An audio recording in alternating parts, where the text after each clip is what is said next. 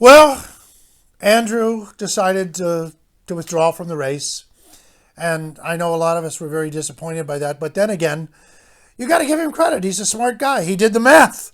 He did the math. He looked at the math in New Hampshire, and that's where he was putting so much time and attention to, and where he was counting on people, the independents crossing over, people getting the message.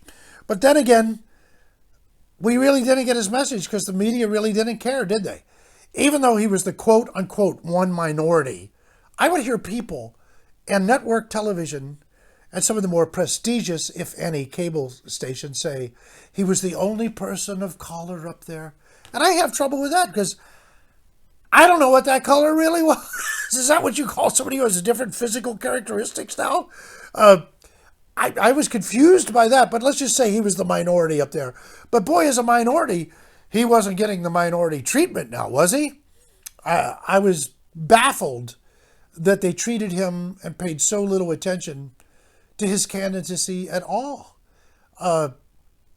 This is a very bright guy. His book, the things that he's done, his family, his background, all this is good for America.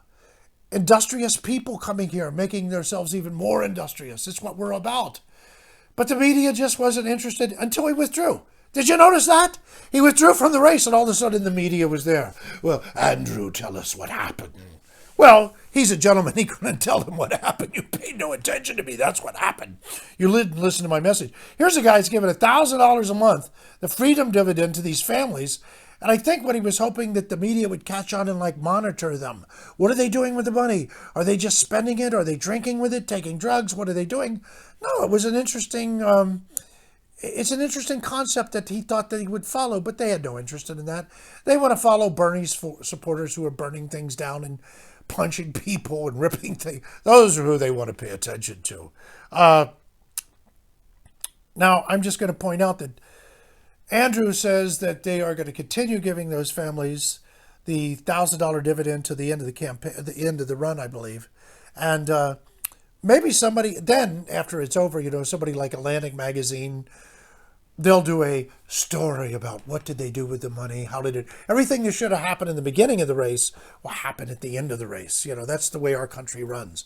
It's like Winston Churchill said about the United States.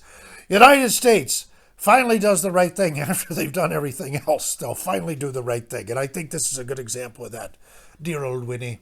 So, Andrew, God bless you. Hang in there. There might be a cabinet position for you. Mayor of New York? Why not? Everybody else has. You follow in the footsteps of Giuliani and Bloomberg and de Blasio. Why not? And your podcast, I look forward to listening to your podcast. And let me just say one last thing, Andrew.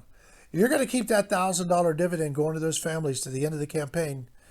If one of those families, perchance, aren't interested or decides they don't need the money, I know somebody you may want to contact. I could use that $1,000 a month, and I'll even tell you what I'm going to do with it.